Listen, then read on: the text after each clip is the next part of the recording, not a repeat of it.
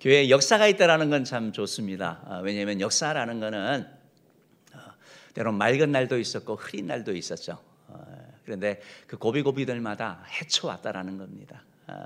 길이 보이지 않는 사람들에게 하나님이 길을 열어주시고 또 치료하여 주시고 평강 주시고 그렇게 하셨던 하나님께서 오늘날도 우리는 성도님들을 만나주시고 또 그렇게 새로운 역사를 이루어 주실 줄 믿습니다. 우리 하나님 바라보고 하나님 의지하고 나아가서 주께 영 돌리는 우리 모두 되기를 간절히 바랍니다. 이제 오늘 우리가 읽은 말씀을 가지고 그리스도인을 만드는 은혜교회라는 제목으로 말씀을 나누기를 원합니다.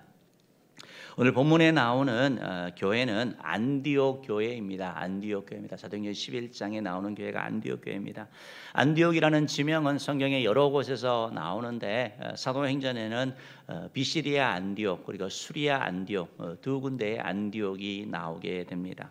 오늘 본문에 있는 이 안디옥 교회는 수리아 안디옥으로 당시 로마의 3대 도시 가운데 하나였고 당시에 인구가 약 50만 명이 살고 있었다고 하는 그런 크고 영화로운 많은 사람이 있는 그런 대도시였던 것을 알 수 있습니다.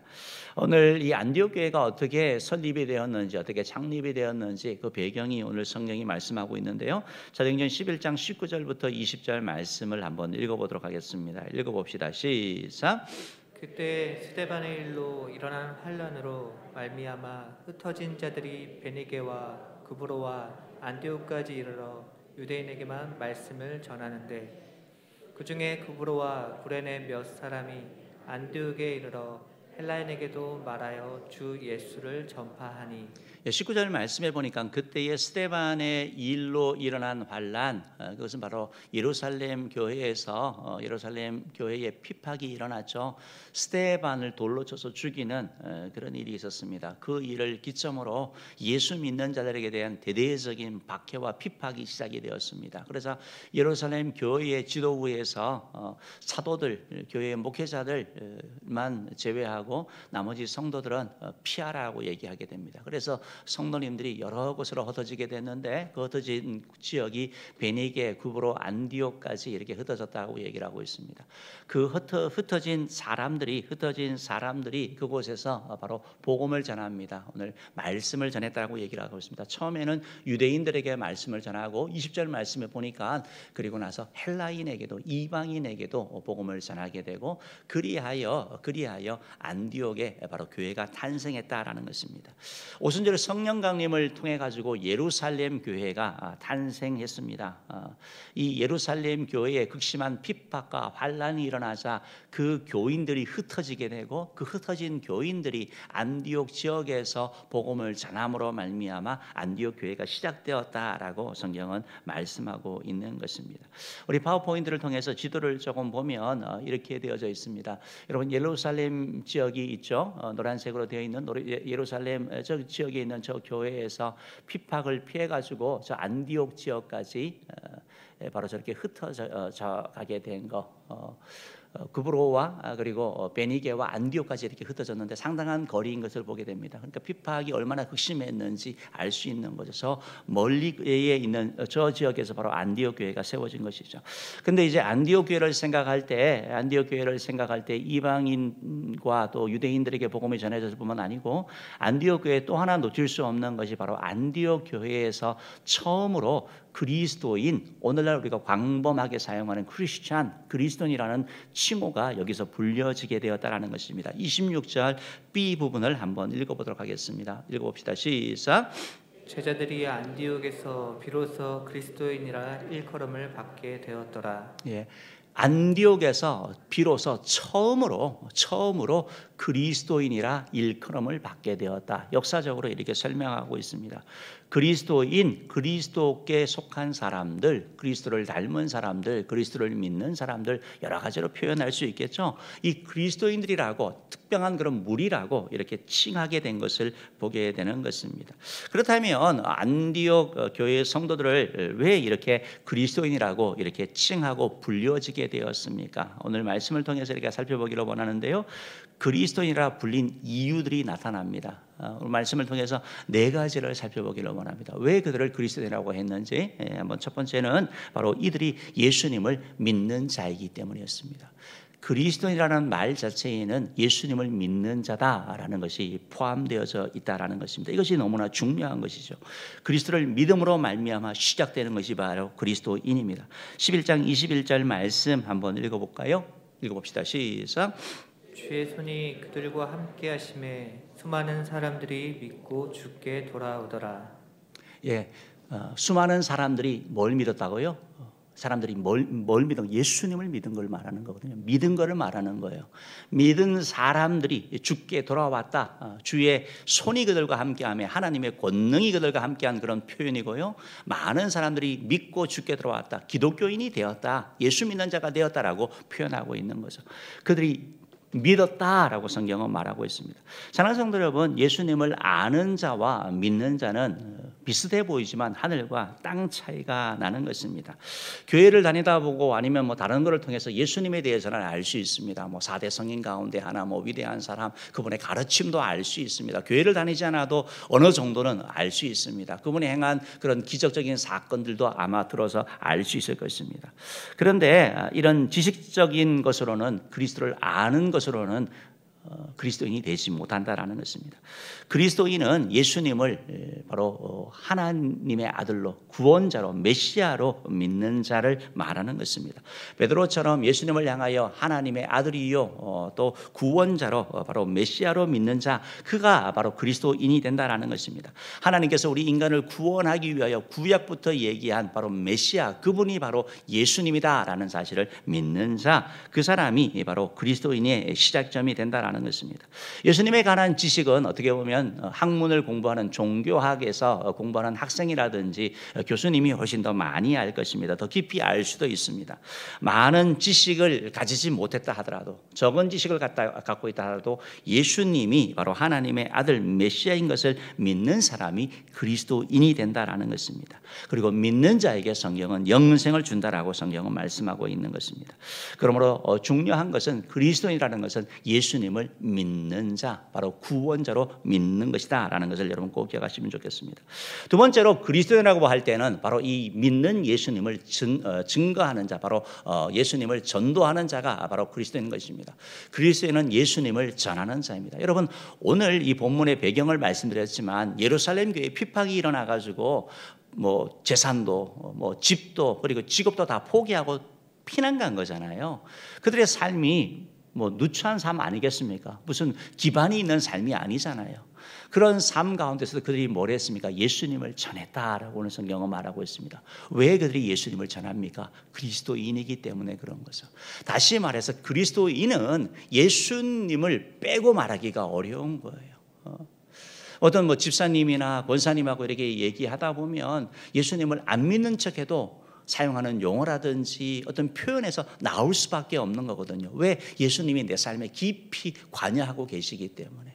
그래서 그들은 바로 예수님을 전하게 되는 것입니다.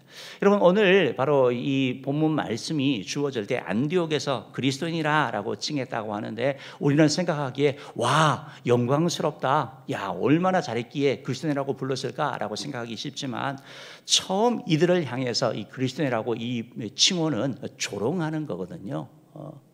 좀 비아냥거리는 거예요. 멸시하는 거예요. 야, 너희들 그리스도인들. 자기들이 생각했을 때, 자기들과 생각했을 때 세상의 그런 규칙을 따라 살아가지 아니고 원칙을 따라 살아가지 아니하고 뭔가 좀 다른 그런 사람들. 그리하여 바로 그들에 대한 그런 좀 조롱의 의미가 바로 그리스도인이라는 것이었습니다. 그럼에도 불구하고 이 안디옥 교회 성도들은 그리스도인이라고 하는 것을 부끄러워하지 아니하고 오히려 감사하면서 바로 계속해서 삶을 살아간 거죠. 예수님을 전했던 것이죠. 계속해서 전하는 거죠.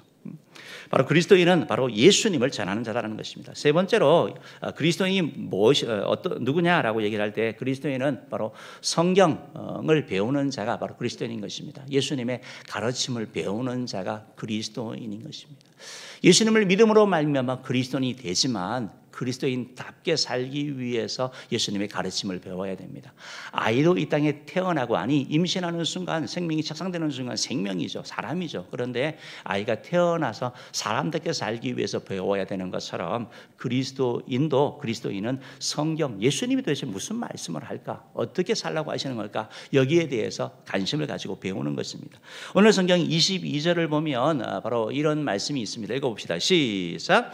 예루살렘 교회가 이 사람들의 소문을 듣고 바나바를 안디옥까지 보내니. 예루살렘 교회가 이 사람들이 어떻게 되었나, 여전히 흩어진 사람들이니까 관심을 가지지 않습니까?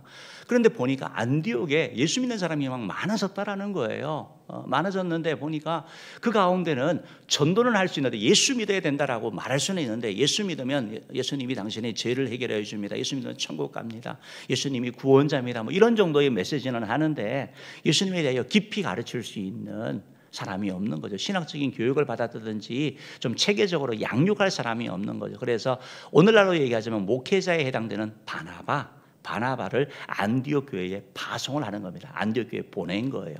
그래서 안디옥 교회에 이 바나바가 가게 되고, 그래서 23절 24절 말씀 한번 읽어봅시다. 시작. 그가 이르러 하나님의 은혜를 보고 기뻐하여 모든 사람에게 굳건한 마음으로 주와 함께 머물러 있으라 권하니, 바나바는 착한 사람이요 성령과 믿음이 충만한 사람이라 이에 큰 무리가 주께 더하여 지더라. 여러분 23절 말씀에 보면 이런 표현이 있어요. 그가 이르러 하나님의 은혜를 보고 기뻐하여. 여러분 하나님의 은혜가 눈에 보이세요? 하나님의 은혜는 보이지 않아요. 그런데 하나님의 은혜를 입은 사람은 보여요. 성령 충만한 사람이 보이는 것처럼 하나님의 은혜를 입은 사람들이 보이는 거죠. 시련과 어려움 가운데서도 기뻐하고 낙심하지 아니하고 찬양하고 양보하고 용서하고 그리스도인다는 삶을 사는 거, 하나님의 은혜가 그 가운데 있는 걸 보는 거예요. 하나님의 역사함을 보고 모든 사람에게 굳건한 마음, 굳은 마음으로 흔들리지 말고, 핍박이 오고 시련이 와도 흔들리지 말고 요동하지 말고 굳건한 마음으로 주와 함께 머물러 있어라. 주는 예수님 중심의 삶을 살아가라고 얘기를 한 것이죠. 우리 개역 성경에서는 주께 붙어 있으라라고 표현해요. 다음에 따라합시다. 주께 붙어 있으라. 주께 붙어 있으라. 그 표현이 더 좋은 표현 같아요. 더 좀 강하게 다가오는 것 같습니다. 주께 주와 함께 머물러 있으라, 이거보다는 주께 붙어 있으라, 이게 더 좀 잘 그런 표현되지 않습니까? 저에게는 그렇게 다가오는 거죠. 예수님께 붙어 있는 삶을 살아라. 흔들리지 말고. 그렇게 권한 거예요. 가르친 거예요. 그렇게 가르쳤더니 이 사람들이 잘 받았습니다. 배움을 잘 받은 거예요. 그래서 많은 사람들이 무리가 있었다라고 성경은 말씀하고 있는 거예요. 사람들이 점점 더 많아지자 이 안디옥 교회에서 이 바나바가 다소로 가서 사울을 초청해 가지고 함께 가르치며 사역을 시작합니다. 사도행전 11장 25절 26절 말씀 우리 한번 읽어봅시다. 시작. 바나바가 사울을 찾으러 다소에 가서 만남에 안디옥에 데리고 와서 둘이 교회에 1년간 모여 있어 큰 무리를 가르쳤고, 제자들이 안디옥에서 비로소 그리스도인이라 일컬음을 받게 되었더라. 예, 사도 바울과 바나바가 제자들이 안디옥에서 그들이 둘이 교회에 1년간 모여서 큰 무리를 가르쳤다라고 말하고 있잖아요. 그들은 가르친 사람이죠. 그러면 안디옥 교회 성도님들은 뭘 한 거죠? 배운 거죠. 배운 거. 교육을 받은 걸 말하는 거죠. 제자는 여러분 계속해서 배워 나가는 거예요. 어떤 사람은 그래요. 나 예수만 믿을게. 난 교회만, 주일만 교회에 올게. 그리고 나머지 삶은 내 마음대로 할게. 여전히 뭐 술 담배 다 하고 또 뭐 이렇게 뭐 유흥도 즐기고 나쁜 짓 그냥 다 하고 그냥 교회 다니는 거 외에는 변화가 없는 그런 삶. 여러분 그리스도인은 자기 마음대로 사는 삶이 아니고 주님이 원하는 삶을 사는 거거든요. 주님이 원하는 주님의 뜻을 찾는 거거든요. 그렇기 때문에 주님께서 나의 직장에서 뭐라고 말씀하시는 건가, 이 상황에서 어떻게 하라고 말씀하시는 건가 라고 해서 배우는 거예요. 그래서 배움을 놓칠 수 없다라는 것입니다. 그래서 지금 이들이 열심히 이제 배우고 그리하여 어떻게 살아가야 되는지, 어떻게 행해야 되는지를 배우는 거죠. 사랑하는 성도 여러분, 그리스도인은 성경을 배우는 자입니다. 저와 여러분들도 계속해서 평생 배워나가는 자이기를 주님으로 축복합니다. 또 네 번째로 그럼 그리스도인이 뭐냐? 오늘 성경을 봤을 때 그리스도인은 바로 예수님의 가르침대로 살아가는 자죠. 여러분 아는데 많은 지식을 갖고 있는데 실천하지 않으면 살아가지 않으면 그 지식이 우리를 무너뜨릴 때가 있습니다. 내가 아는 많은 지식이 내 삶 가운데 실천하고 내가 그 말씀대로 살아가지 아니하면 그 말씀은 다른 사람을 공격하는 무기가 됩니다. 다른 사람을 비판하는 무기가 되고 다른 사람을 판단하는 무기가 되는 것입니다. 그래서 우리가 가르침대로 살아갈 때 변하는 거예요. 그리스도인은 예수님을 닮은 거잖아요. 닮는 사람이잖아요. 어떻게 닮아요? 가르친 대로 살아갈 때 닮는 거예요. 그래서 예수님 비슷하게 말하고 예수님 비슷하게 행동하고 예수님 비슷하게 그렇게 베푸는 사랑하는 그런 삶을 살아가는 것이죠. 사도행전 11장 26절 B 부분 말씀 한번 읽어봅시다. 시작. 제자들이 안디옥에서 비로소 그리스도인이라 일컬음을 받게 되었더라. 여기서의 제자는 예수님의 12제자를 얘기를 하는 게 아니에요. 여기서의 제자는 안디옥 교회 성도를 얘기를 하는 거예요. 안디옥 교회에 있는 그 성도들이 비로소 그리스도인이라 일컬음을 받게 되었다라고 말씀하고 있는 것이죠. 여러분 가르침대로 살아가는 거 너무 중요하죠. 오늘날 뭐 계속해서 우리 한국 교회에 대한 그러한 공격이면 공격이고 또 어떻게 보면 우리가 좀 기울여 드려야 될 메시지가 뭐였냐면 교회와 다른 곳의 삶이 너무 다르다는 것이죠. 교회와 가정의 삶이 너무나 다르다는 것이죠. 주일의 삶과 월화수목금 요일의 삶이 다르다는 것이죠. 근데 이제 교육을 통해 가지고 예수님을 닮아간다고 할 때 그리스도인이라고 얘기를 할 때 우리의 주일과 월화수목금 토일이 주일처럼 하나님을 섬기는 그런 마음으로 살아가는 걸 얘기를 하는 거죠. 교회에서뿐만 아니고 가정에서도 직장에서도 일터에서도 학교에서도 지역사회에서도 그렇게 살아가는 것을 얘기를 하는 거죠. 여러분 신약 성경에 그리스도인이라는 말은 3번 나옵니다. 그런데 그리스도라는 말 자체에 어떤 의미가 있냐면 다르다는 거예요. 다르다. 뭐와 다른 거예요? 세상 사람들과 다르다라는 거예요. 돈 쓰는 것도 다르고 돈 버는 이유도 다르고 공부하는 이유도 다른 거예요. 세상 사람들은 내가 잘 먹고 잘 살기 위해서 뭔가 좀 폼 잡기 위해서 그렇게 쓰는 거죠. 자기 자신을 위해서 쓰는 거 전혀 아까워하지 않습니다. 남을 위해서 헌신하고 하는 것은 정말 드물죠. 그렇기 때문에 상을 주고 막 칭찬하는 거 아닙니까? 그런데 그리스도인의 삶은 그게 일상이 되는 거예요. 오늘 여러분과 함께 읽질 않았지만 이제 바로 뒷부분에 무슨 일이 일어나냐면 그 지역 전체에 큰 흉년이 일어나요. 로마 황제 글라우디오 황제 때에 로마 전체에 이 천하 그 전체 지역에 로마뿐만 아니라 전체 지역에 큰 흉년이 들어서 어려움을 당하게 돼요. 그러니까 안디옥 교회도 어려운데 특별히 예루살렘 교회는 더 어려운 거예요. 그 어려운 가운데서 이 지금 안디옥 교회 성도들이 뭘 했냐면 예수님의 가르침을 실천해요. 주는 것이 받는 것보다 복되다라는 말씀을 실천하는 거죠. 내 재물이 있는 곳에 물질이 있는 곳에 내 마음도 있다는 말씀을 기억하고 사랑을 실천하는 거죠. 같이 어렵지만 더 어려운 사람을 생각하고 사랑을 나누어 주는 거죠. 그리스도의 사랑을 몸으로 실천한 거죠. 그렇기 때문에 그리스도인이라고 불리는 거죠. 다르기 때문에. 사랑하는 성도 여러분, 우리도 주변에 입으로 주여 이렇게 하면서 조금만 뭐 섭섭한 소리도 듣고 조금만 인정받지 아니하면 원망하고 불평하는 사람들이 있습니다. 그런 사람들은 우리가 또 반성해 나가야 되는 거죠. 그리스도인은 내 생각, 내 주장이 아니라 바로 주님을 기쁘게 하기 위해서 주님의 말씀에 순종하기 위해서 교회를 성장시키기 위해서 교회를 위해서라면 어떤 아픔도 수고도 감당하는 자죠. 때로는 순종하기 어려운 말씀이 우리 가운데 주어진다고 할 때 순종하는 척이라도 하는 사람, 그 사람이 바로 그리스도인이다라는 것입니다. 사랑하는 은혜의 모든 성도 여러분, 은혜의 성도 여러분, 우리는 우리 자신들을 보면서 오늘 그리스도인에 대한 내용을 이렇게 말씀드렸습니다. 여러분들은 어떠세요? 여러분 스스로 그리스도인이라고 믿으시죠? 그리스도인이라고 생각하시죠? 그렇습니다. 우리는 그리스도인입니다. 왜? 예수님을 믿기 때문에 그런 것이죠. 그런데 우리의 삶 가운데 조금 부족한 그런 부분이 있을 수 있습니다.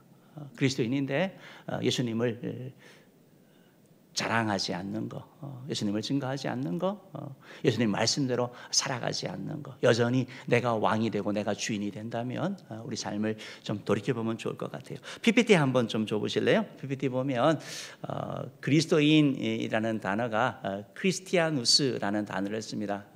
헬라의 단어인데요. 여러분 그리스도인이 뭐예요? 어느 날 저희 아들이 저에게 묻더라고요. 아빠, 예수 믿는다는 게 뭐야? 그래서 내가 예수 믿는 거는 예수님 말씀대로 살아가는 걸 말하는 거야 라고 얘기를 했습니다. 여러분 그리스도인이라는 게 뭐예요? 오늘 말씀 정리한 거예요. 여러분 꼭 두 가지 기억하셔야 돼요. 첫 번째, 그리스도는 예수님께 속한 사람이에요. 예수님께 속한 사람, 그리스도에게 속한 사람이 그리스도인이에요.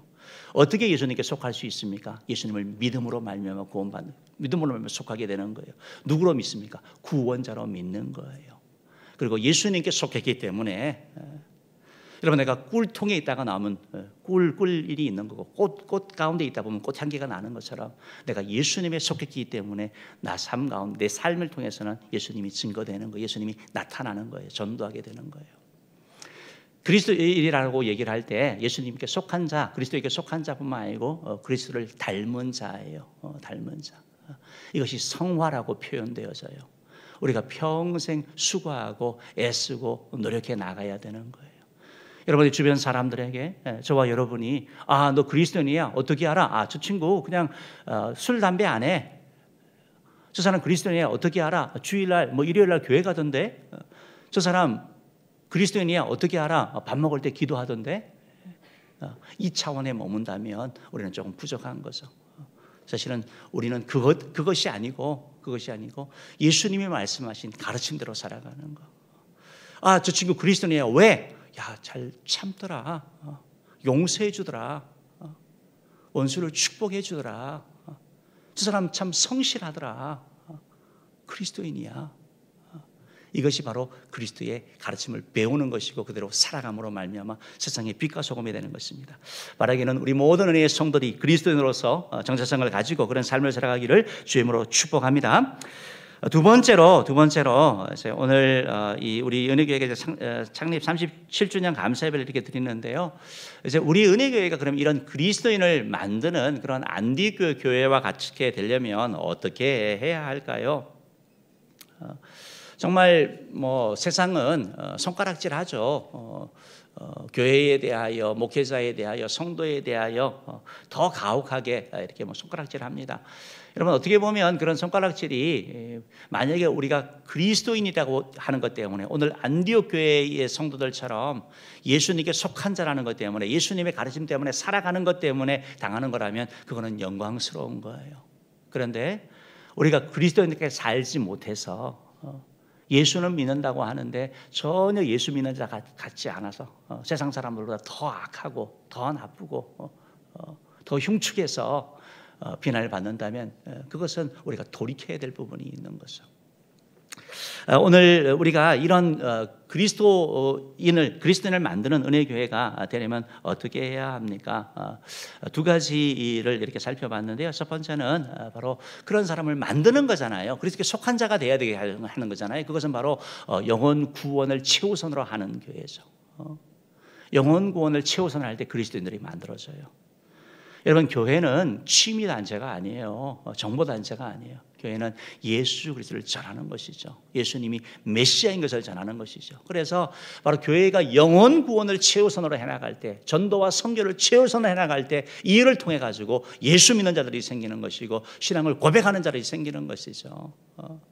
어떤 분이 그런 간증을 하시더라고요. 자기 부모님이 이렇게 자기 어머니가 교회를 가게 된 이유가 뭐냐라고 할 때 전도 듣고 갔대요. 무슨 전도냐? 너무나 속이 그냥 답답하고 가슴이 답답해가지고 약국에 가서 약을 달라 그랬더니 약사 스님이 하는 말씀이 약을 갖고 안 됩니다. 저랑 같이 교회 가시죠 라고 얘기를 했대요.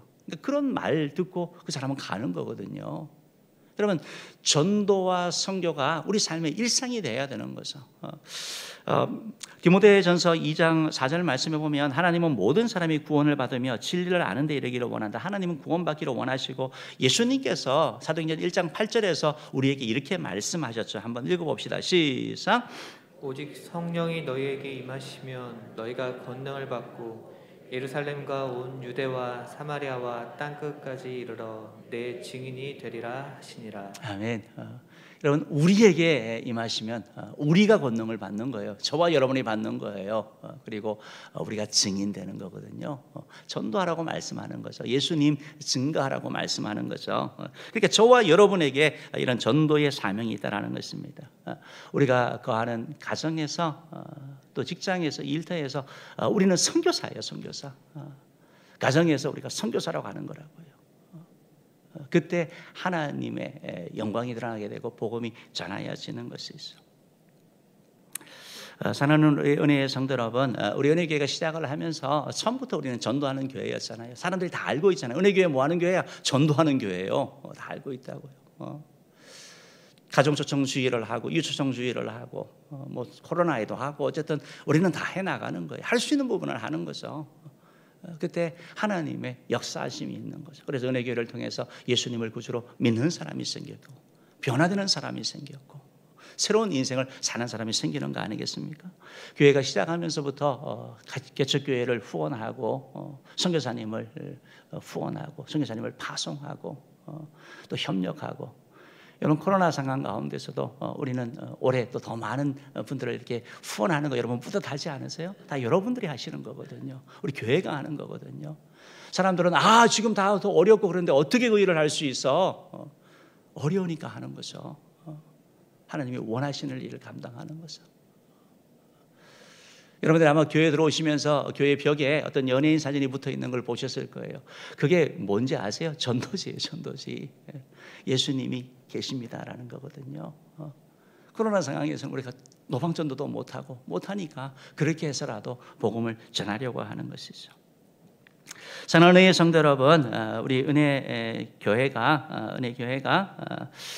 정말 영혼 구원을 최우선하고 전도와 선교를 최우선함으로 말미암아 은혜교회를 통해서 예수님을 믿는 자가 정말 많아지기를 정말 소망합니다. 그렇게 하려면 그리스도인을 만들려면 저와 여러분이 그 일을 위하여 함께 해야 되는 거예요. 그 일을 위하여 기도하고 함께 동참해야지 일이 가능하다는 것입니다.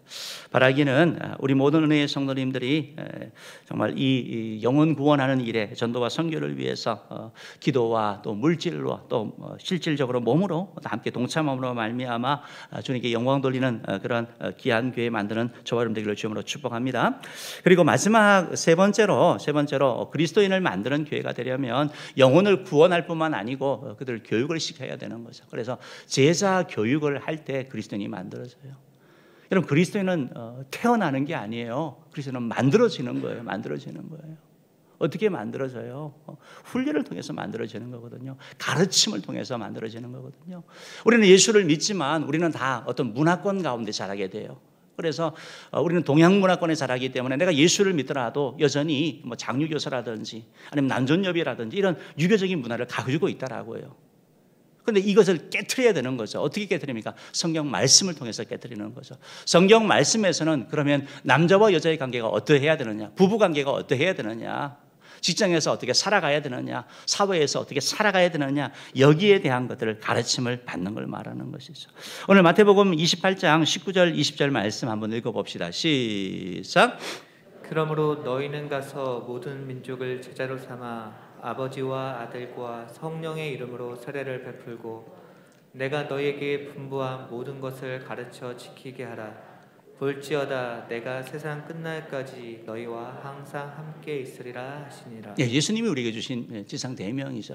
그런데 뭐라고 제자 삼으라고 말씀하고 있는 거죠. 제자 삼으란 말은 다른 말로 하면 그리스도인 되게 하라는 거잖아요. 그리스도인답게 살게 하라는 거잖아요. 그런데요 가르치래요. 교회에 와서 여러분 그냥 편안하게 쉬다 가십시오라고 하는 게 아니고 주님의 말씀을 가르치래요. 스트레스를 주래요. 어느 정도는요. 도전하래요. 그렇게 살지 못한 거에 대해 책망도 하는 거고 그래야 지켜나갈 수 있도록 양육 훈련을 통해서 그리스도인이 만들어지는 것이죠. 여러분 이렇게 해야지 믿음이 성장하는 거예요. 어떤 사람은 나는 교회를 다녔는데 믿음이 전혀 안 성장해. 왜? 그분은 주일날 예배만 드리고 가니까요.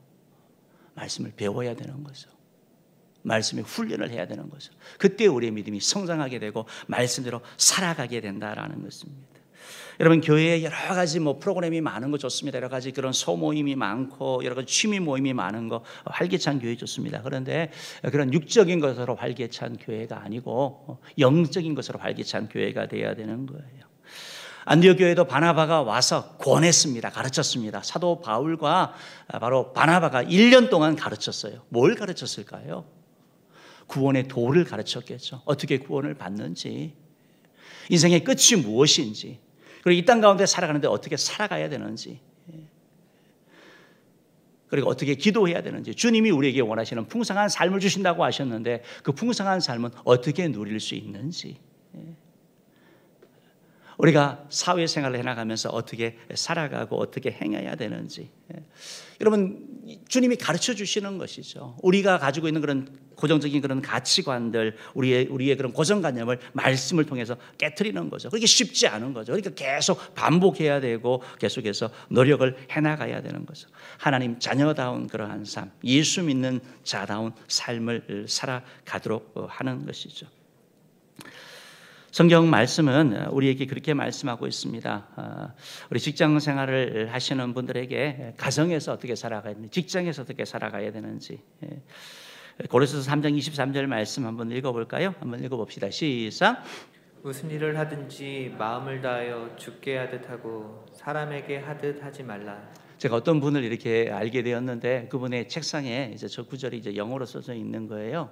그래서 그분을 다시 봤습니다. 여러 사람을 상대하고 일을 하면서 그분은 죽게 하듯이 하려고 하는 거, 주님께 하듯이 하는 거. 여러분, 이게 직장 생활이에요. 직장 사회 생활이에요. 주님께 하듯이 대하는 거. 코로나 상황 가운데서 우리가 은혜 기업들을 이렇게 이용해달라고 얘기를 하는데, 이제 기업을 경영하신 분들은 은혜 성도님들이 오고 아는 사람들이 오면 정말 죽게 하듯이 더 좋은 거 주려고 해야 되고 더 최선의 그런 것들을 행하게 나가야 되는 거예요. 우리가 죽게 하듯이 우리의 삶을 그렇게 살아가야 될 필요가 있다는 것입니다. 여러분, 하나님 주님은 우리에게 가정의 중요성에 대한 것도 다 말씀하여 주시죠. 잠언 17장 1절 말씀 한번 읽어봅시다. 한번 읽어봅니다. 시작. 마른 떡 한 조각만 있고도 화목하는 것이 제육이 집에 가득하고도 다투는 것보다 나으니라. 오늘날 관심은 다 돈이죠. 돈. 제육이 가득하다는 것은 고기를 얘기를 하는 것이고 부자 되는 걸 말하는 거예요. 관심에 다 많은 사람들이 돈 그래요. 아이들도 그런 것 같습니다. 그러다 보니까 싸우는 거죠. 자꾸 다투고 갈등하는데 성경 말씀은 화목하는 것이 낫다. 화목하는 거. 여러분, 화목하면 아이들이 공부하게 되고 더 일 잘하게 되는 거예요. 왜 안 해? 더 열심히 해서 돈 벌어야지 하면 자꾸 싸우고 문제만 생기는 거죠. 코로나 시대를 우리가 겪으면서 교회와 가정의 중요성을 더 많이 느끼게 되는 것이죠.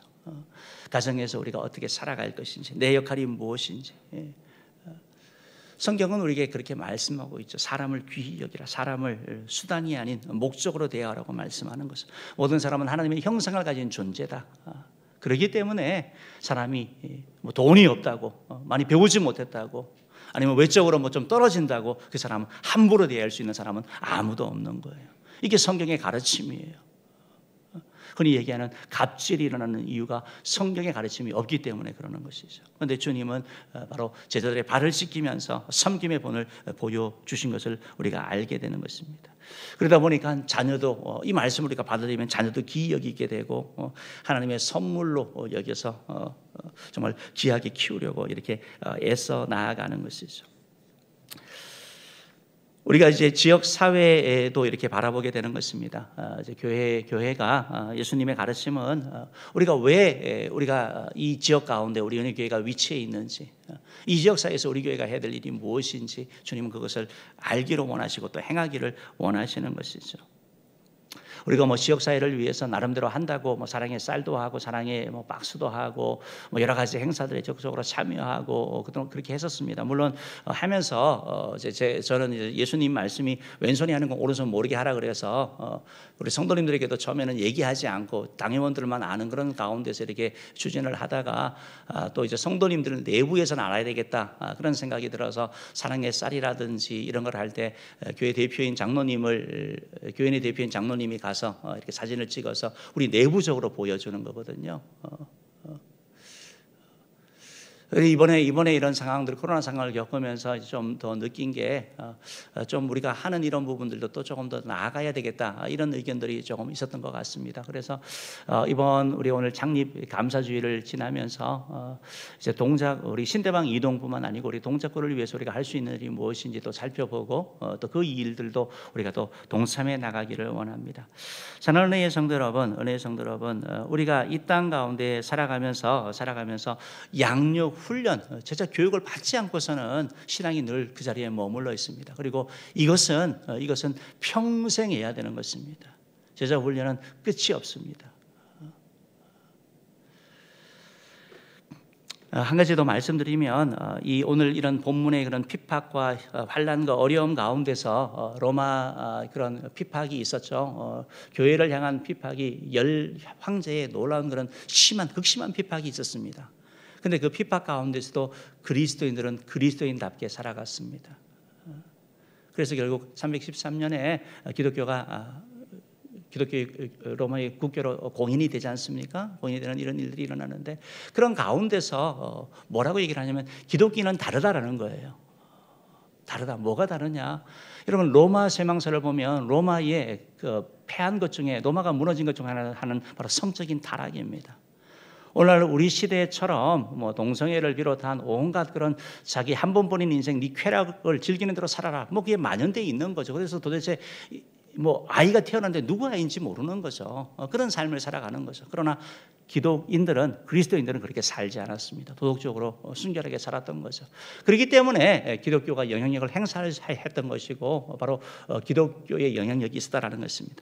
어떻게 보면 오늘 살아가는 우리 사회도 우리가 이렇게 훈련받고 교육받아서 우리들도 아마 그런 역할들을, 저와 여러분이 세상의 빛과 역할을, 소금 역할을 감당해야 될 줄 믿습니다. 말씀을 마치겠습니다. 주기철 목사님이 예배당을 이렇게 지어서 입당을 하면서 세 가지 기도를 이렇게 드렸다고 합니다. 첫 번째는, 하나님이여 이 예배당에 거하시옵소서. 이 예배당이 하나님이 거하시는 집이 되기를 바랍니다. 주님이 임재하시는 곳. 두 번째는, 이 예배당이 만민의 기도하는 집이 되기를 원합니다. 기도 소리가 끊이지 않는 곳. 우리 은혜교회도 그렇게 돼야 되는 거죠. 세 번째가 특별히 마음에 와닿는데요, 수는 많지만 바람 한번 불면 다 날아가 버리는 축정이 말고 그 수야 얼마가 되든 알곡으로 채워지는 교회가 되기를 바랍니다.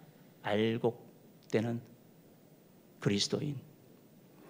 3월부터 또 이렇게 양육 훈련이 이렇게 시작이 되는데, 여러분들 가급적이면 이렇게 동참하셔서 훈련 받으시고 또 변화되시기를 간절히 바랍니다. 다닐 교회가 없다고 하는 이때 우리 은혜교회가 여러분을 통해서 다니고 싶은 교회, 그리스도인들을 양성해내는 그런 귀한 교회 되기를 주님으로 축복합니다. 기도하도록 하겠습니다.